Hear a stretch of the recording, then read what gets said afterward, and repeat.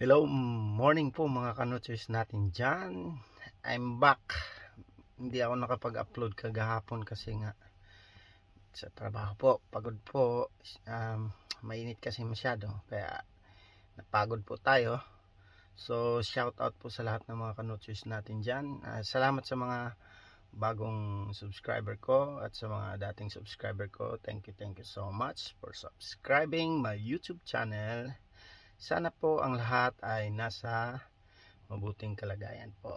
So, for today's vlog, nagluto po tayo ng tuna in can mixed vegetable. Ginawa po nating bola-bola po.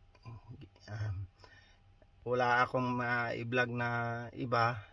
Ito na lang muna kasi busy talaga sa trabaho. Bawi na lang tayo sa sunod. Sana magustuhan po ninyo ang vlog na to sa araw na to.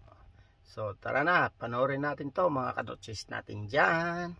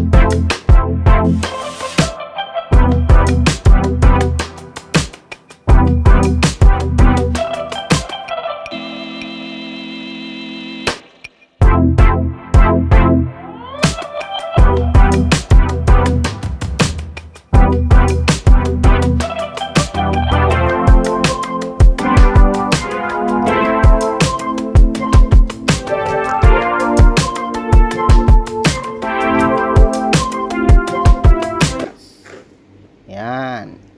At saka sunod na rin natin ang bawang. Yan po. Yan, nalagay na natin lahat. Yan. Anong gagawin? So ating haluin. Ilagay na natin ang flour. Yan, hinalo na natin. Kailangan mahalo ng maayos para yung ibang part ng vegetable ay ma-mix talaga ng maayos kasi nga po may flour po yan. At ihanda ang kawali. Yan ng mantika, konti lang, hindi masyadong madami. At umpisahan na. Yan po, ilagay na po natin ang mix natin vegetable mix with tuna flakes. Ayan, prituhin na natin mga kanotsers natin dyan. Ito ay maganda sa mga batang ayaw kumain ng vegetable kasi nga po ito ay may halong vegetable. Yung carrots, yan po, vegetable po. Ayan, prituhin natin. Ayan, lagay natin hanggang mapuno ang kawali. Ayan, smooth lang. Yung sa pagprito po, depende po sa inyo kung anong gusto nyong klaseng pagprito. Yung iba, yung gusto nila medyo crispy. Nasa inyo na po yun. Kung anong gusto nyong, anong oring prito ang gusto nyo. Yung crispy ba o hindi masyado. yan. Ayan po, binaliktad na po natin. Ayan, medyo nag-brownish na po siya. Mula-mula na. Ayan na po, nag-brownish na po siya. Baliktarin natin. Ayan, mga ilang minuto lang or seconds lang po yan. Ayan po. Dito na. Basta pagtingin nyo na komportable po kayo, ayan, pwede na po yung maya kukunin na po natin yan. Ayan. Luto na po siya. Ayan po. Ayan na.